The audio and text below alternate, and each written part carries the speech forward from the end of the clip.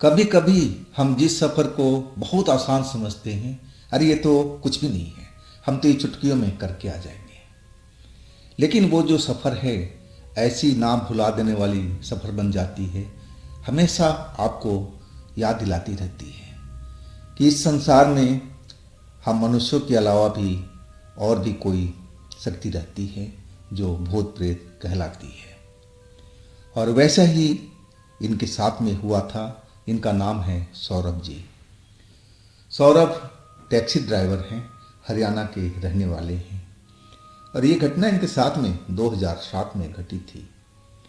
तो क्या हुआ था इनके साथ में, क्या घटी थी घटना, चलते हैं इनकी कहानी में। लेकिन दोस्तों, अगर आप मेरे चैनल पर पहली बार जुड़े हैं और अभी तक मेरे चैनल को सब्सक्राइब नहीं किया है तो प्लीज़ कर लीजिए और साथ में बेल आइकन को ज़रूर दबाइएगा ऑल पे करके, ताकि आप मेरी कोई वीडियो मिस ना कर पाएँ। तो शुरू करते हैं सौरभ जी की कहानी।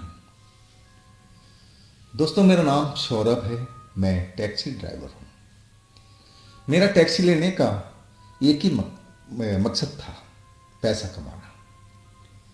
मैं अपनी टैक्सी में कर्जे लेकर के टैक्सी खरीदा था।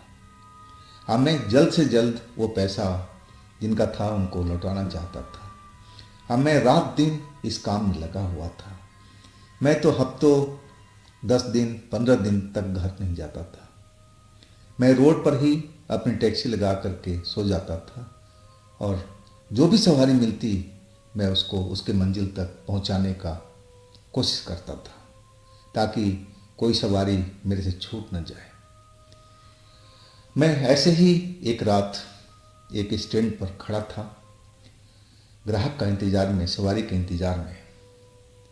लेकिन सवारी मिल नहीं रही थी। 2 घंटा मुझे उस जगह पर हो चुका था। मैं सोचा कि चलो, कई दिन से मैं सही ढंग से सो नहीं पाया हूँ, आज अपनी नींद ही पूरा करते हैं। अब मैं अपनी टैक्सी में सो गया था। तभी किसी ने आकर के और हमारा शीशे पर दस्तक दिया। मैं देखा कि एक बुजुर्ग और एक नौजवान लड़का हमारे टैक्सी के पास खड़े हैं और वो कहने लगे, भैया चलोगे? मैंने बोला, हाँ जी, कहाँ जाना है? फिर उन्होंने जगह का नाम बताया।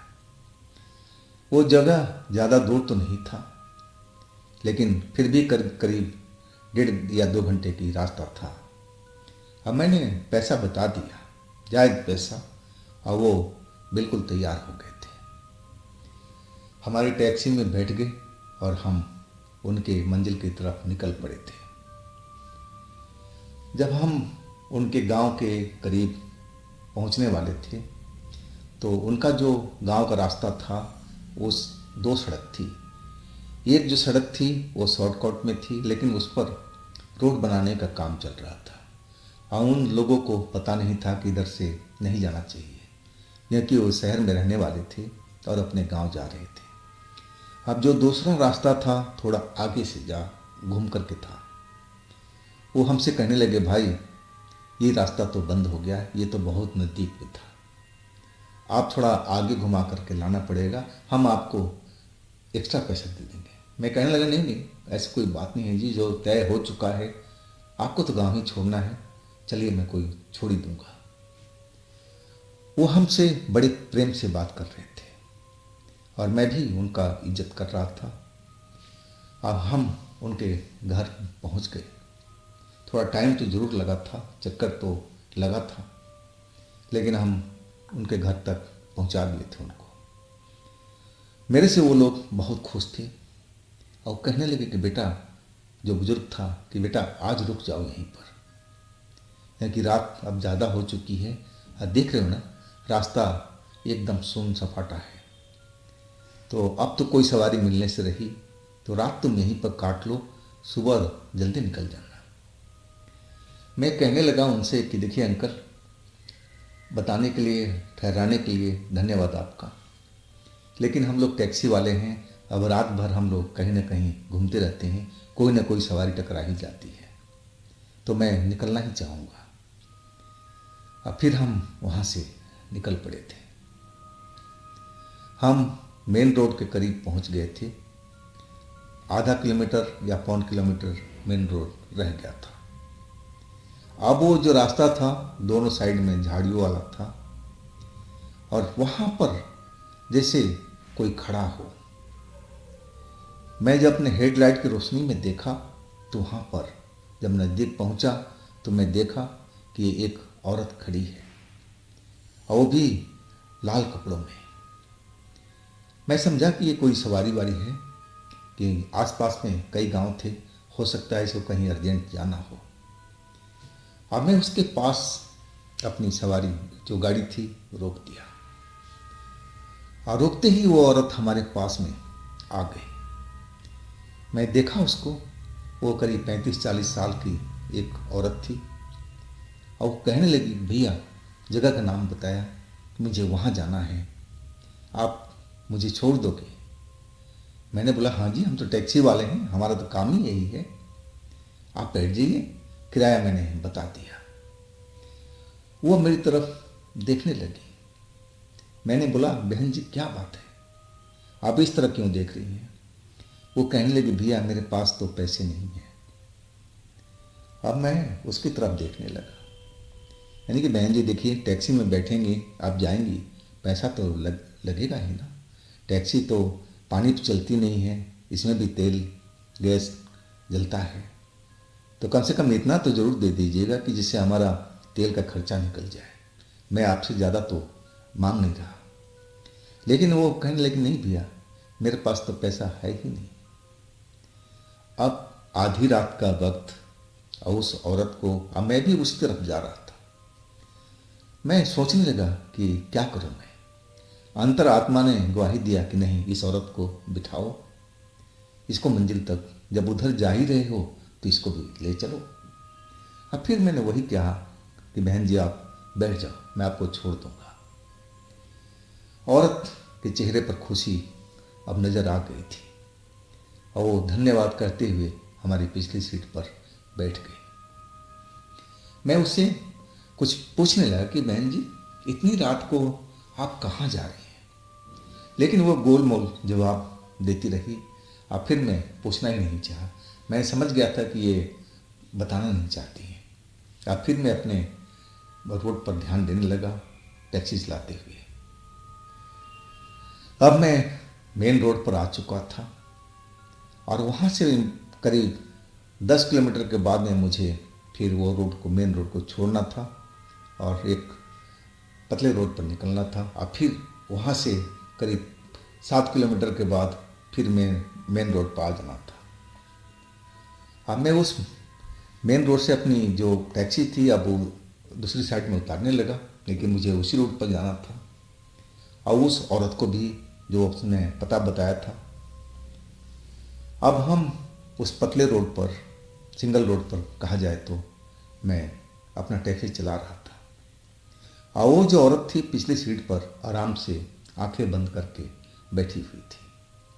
वो अब मेरे से कोई बातचीत नहीं कर रही थी, मैं भी नहीं कर रहा था।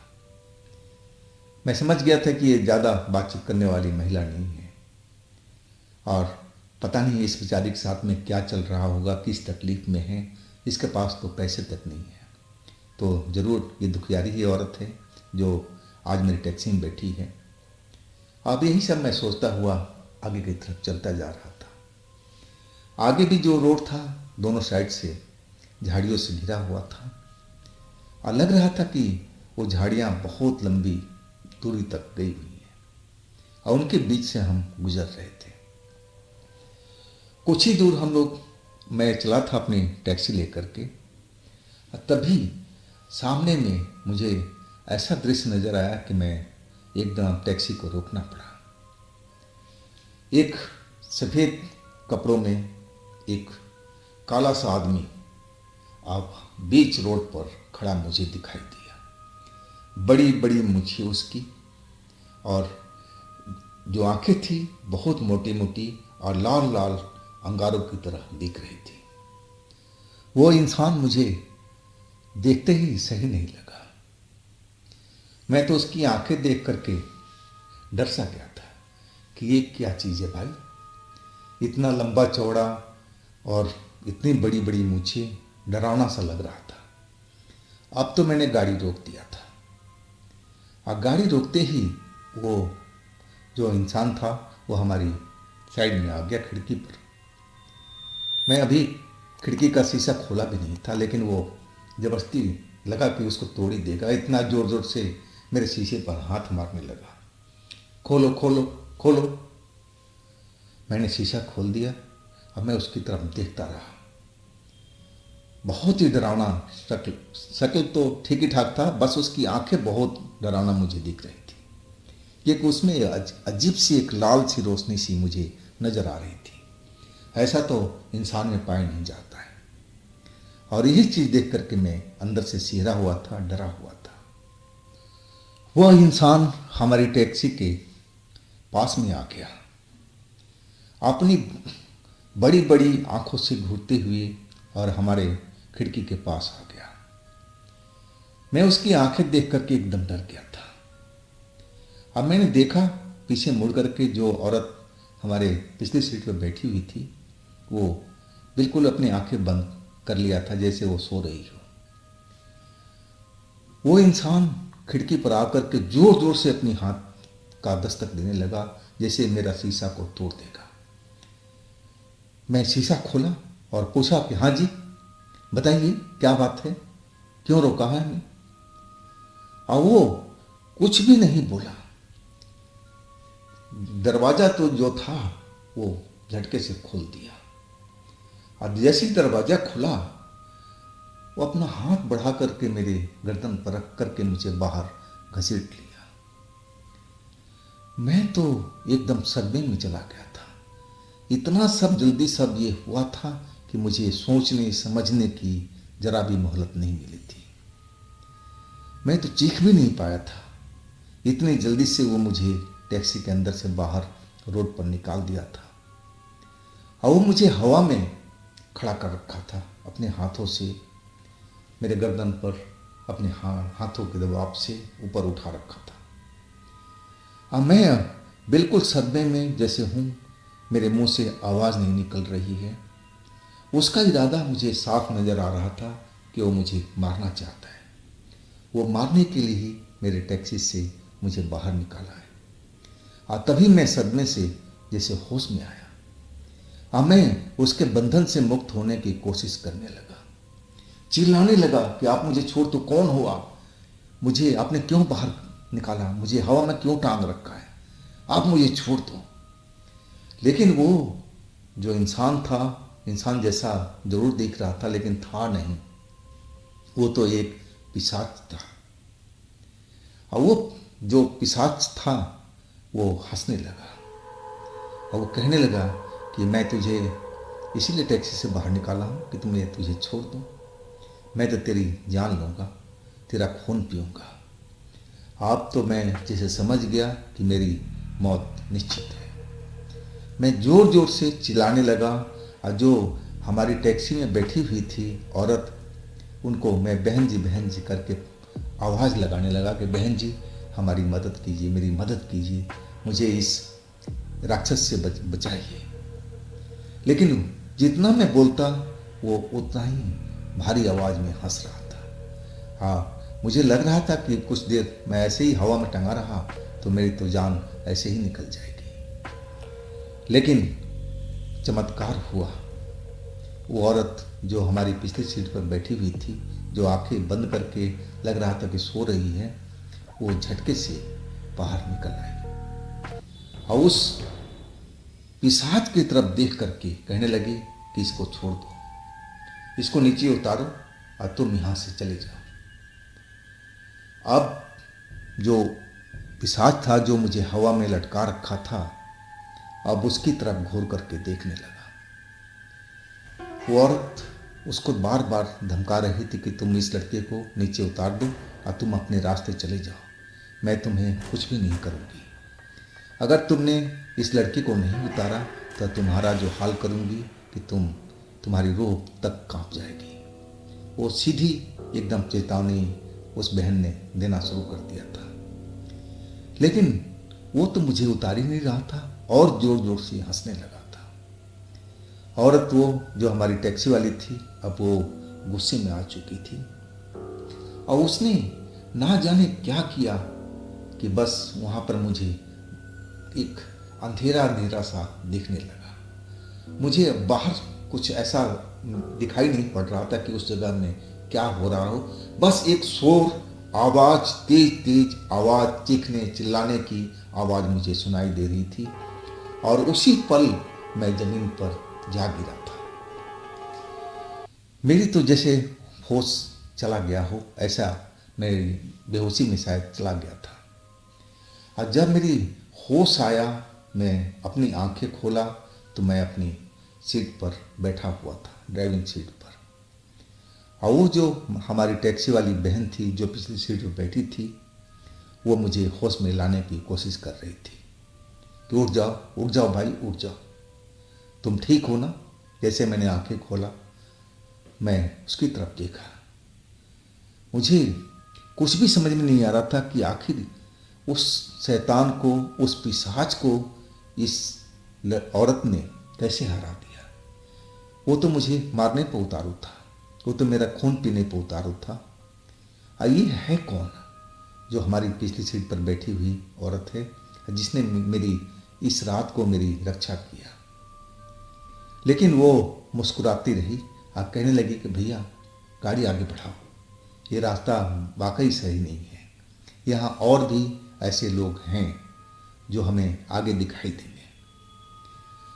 मैं अब तो होश में आ चुका था, लेकिन इतना डरा हुआ था कि मुझे समझ में नहीं आ रहा था कि जो मैंने अभी देखा मेरे साथ में हुआ, क्या ये रियल में था या मैंने कोई सपना से तो नहीं देखा।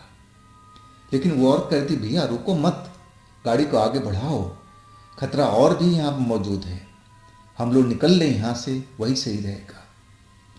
और फिर मैंने अपनी गाड़ी को वहाँ से बढ़ाना शुरू कर दिया। हाथ काँप रहे थे, पैर काँप रहा था, लेकिन मैं गाड़ी चलाता जा रहा था जैसे तैसे। जब मैं उस सिंगल रोड को पार कर लिया, जब मेन हाईवे पर आ गया, तब वो औरत कहने लगी, भैया अब बिल्कुल ठीक है, अब थोड़ा आगे चल कर के उस पगडंडी के पास में मुझे उतार देना। अब फिर मैंने उसी पगडंडी के पास में गाड़ी को रोक दिया और वो औरत उतर गई और मुझे धन्यवाद दे कर के कहने लगी, भैया अब आराम से आप जा सकते हो, अब आगे ऐसा कुछ नहीं आपको दिखेगा, लेकिन आपको रात बिरात ऐसी जगह पर नहीं चलना चाहिए। वो मुझे बहुत समझाई और वो उस पगडंडी पर चली गई और देखते देखते मेरी नज़रों से अब गायब सी हो गई थी। मैं समझ नहीं पा रहा था कि जो औरत है ये भूत है, कोई देवी है कि क्या है। मुझे कुछ भी उस वक्त मालूम नहीं चला था। बस मुझे लग रहा था कि इस जगह से हम निकल लें जल्दी से, और वही मैंने किया था। मैं उस रोड से, उस जगह से जहाँ पर उसको छोड़ा था, मैं अपनी टैक्सी बढ़ा लिया। अब मैं शहर तो पहुँच गया था सुबह में, लेकिन मैं रास्ते भर सोचता रहा कि अगर वो औरत को मैंने नहीं बिठाया होता अपनी गाड़ी में, जबकि उसके पास पैसे भी नहीं थे, लेकिन ना जाने मैं क्या सोच करके अपनी टैक्सी के अंदर में उसको बिठा लिया। हाँ, वही औरत ने मेरी उस रात को उस पिशाच से मेरी जान बचाई। अगर वो नहीं होती तो मैं तो बच ही नहीं पाता। तो ये क्या मेरे साथ में जानबूझकर के हुआ था? कोई शक्ति थी जो मेरी रक्षा कर रही थी, तभी तो वो आई थी। आखिरकार उस सुनसान जगह पर वो औरत क्यों खड़ी थी, क्यों मेरा इंतजार कर रही थी? ये पहेली जो थी, पहेली बन के रह गई। मैं आज भी इस बात को समझ नहीं सका हूँ कि वो जो मैंने देखा उस औरत को, क्या वो हमारे कोई देवी देवता में से थे, कोई कुल देवता देवी में से थे, या फिर कोई अच्छी शक्ति थी, जो आत्मा थी, अच्छी शक्ति थी, और उसने मेरी मदद करने की कोशिश किया था। तो दोस्तों, ये थी सौरभ जी की अपनी आप बीती। अगर आपके पास भी ऐसी घटना है तो आप मुझे ज़रूर बताइएगा। और दोस्तों, ये भी चैनल आप ही का है, तो थोड़ा प्यार इस पर भी दीजिए, लाइक कीजिए, सब्सक्राइब कीजिए, शेयर कीजिए। और फिर हम मिलते हैं अगले रोज एक नई कहानी में, घटना में। आप लोग अपना ख्याल रखिएगा। नमस्कार।